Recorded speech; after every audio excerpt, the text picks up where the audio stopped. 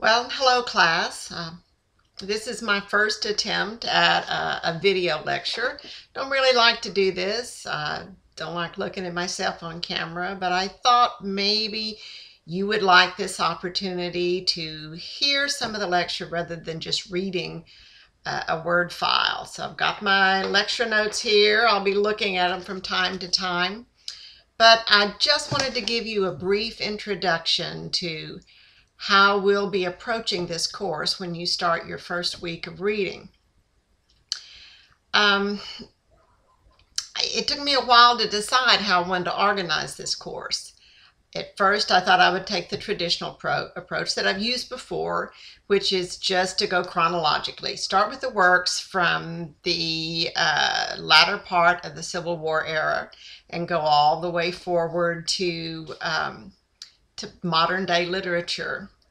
But then I decided we just have too much. I mean, we have a 3-volume textbook after all, and there are hundreds of works in it. And I decided that I'd try to approach that would be more selective. So what we're going to do is take a thematic approach. The course is going to center around this one central question.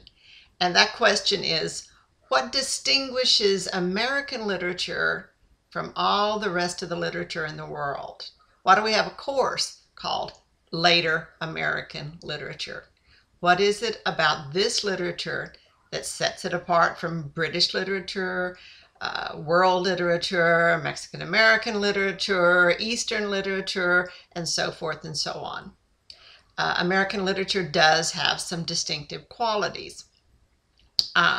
We share Greek and Roman and Hebrew and Christian heritage with, say, British literature and some of the Western world literature.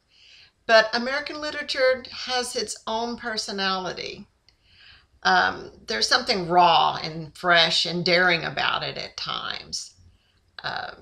And I think it's because we sprang from a newly discovered continent, a newly formed country, and we are now maybe in the twilight years of being one of the most powerful nations in the world. So there are things that set our literature apart. I've decided to focus on 3 themes, 3 ideas that seem to thread through American literature. The first one is going to be the American search for identity. Americans seem to have a unique sense of self.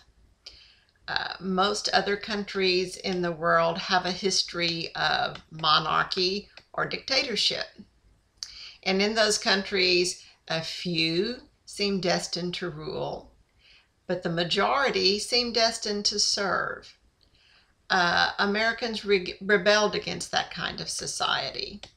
And they based their country on the ideas of equality and freedom.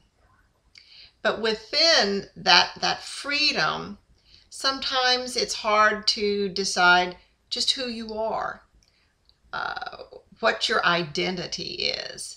And so we're going to look at what, if there is, to see if there is a distinctly American identity that we share. The next thing we're going to look at is the struggle for equality. America was based on the struggle for equality and independence. The Declaration of Independence says that all men are created equal, but it was just that. It was referring to all adult white males were created equal. The thousands of women in the country at that time were just out of luck. They couldn't own property, they couldn't vote, they couldn't take part in government. So they didn't have that independence and equality. And there were thousands of slaves in the country at that time. And they certainly did not have equal rights or equality.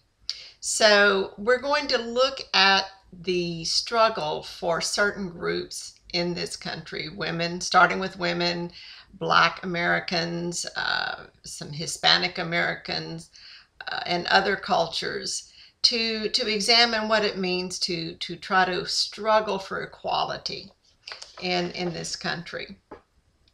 And finally, we're going to examine something called the American Dream. So what is the American Dream? The American Dream, to some, is that elusive promise that you can have it all, that you can have whatever it takes to make you happy. And for a long time, that meant a house and a family and a car and a promising career.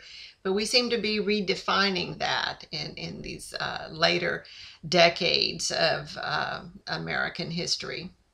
So what is the American dream? We'll look at the traditional picture of career success and having material possessions. And then we'll see if that definition of the American dream has changed at all for any of us. So over the next 16 weeks, well, 15 now, we've already gone through 1 week. Over the next 15 weeks, I hope you'll enjoy the selections that we're going to read. And I want you to focus on those 3 ideas: the search for identity, the struggle for equality, and the quest for the American dream.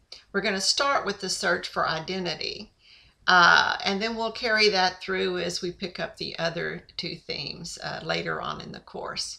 So I hope you enjoy the literary works we're going to be studying.